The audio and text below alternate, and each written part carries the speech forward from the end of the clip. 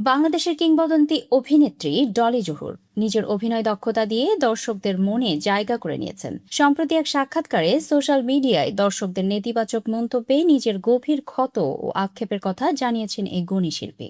ক্যারিয়ারের দীর্ঘ পথ চলায় বরাবরই দর্শকদের অফুরান ভালোবাসা পেয়েছেন।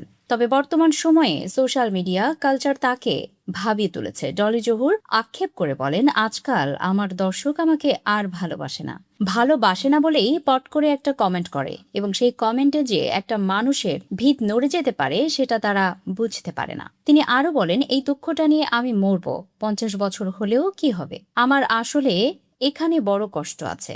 আমি আগে কখনো এটা নিয়ে ভাবিনি বা চর্চাও করতাম না। কখনো ভাবিনি যে আমার গায়ে কোনো দাগ লাগবে। দীর্ঘ অভিনয় জীবনে সমালোচনার মুখে পড়তে হবে এমনটা কখনো কল্পনাতেও ছিল না এই অভিনেত্রীর। তার কথায়, আমি কখনো ভাবিনি যে কেউ আমাকে নেগেটিভ কোনো কথা বলবে। আল্লাহর কসম, কখনো ভাবিনি আমি। কিন্তু এটাও যে মানুষ বলে সেটা আমি এখন বুঝতে পারছি। যাই হোক, বুঝে কোনো লাভ নেই।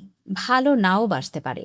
বয়স হলে বয়স্ক আর্টিস্টদের কেউ পছন্দ করে না, সেটাও সত্য কথা আমাদের দেশে। নিজের প্রাপ্তি আর ভবিষ্যৎ নিয়ে তিনি বলেন, 50 বছরে অনেক প্রাপ্তি ছিল, অনেক পেয়েছি, দর্শকের ভালোবাসা পেয়েছি। আমাকে দেখার যে আগ্রহগুলো দেখতাম ভালো লাগতো, কিন্তু এখন জানি না আমার মারা যাওয়ার পর কেউ দোয়া করবে কিনা, কেউ বলবে কিনা আহারে বেচারি মরে গেছে।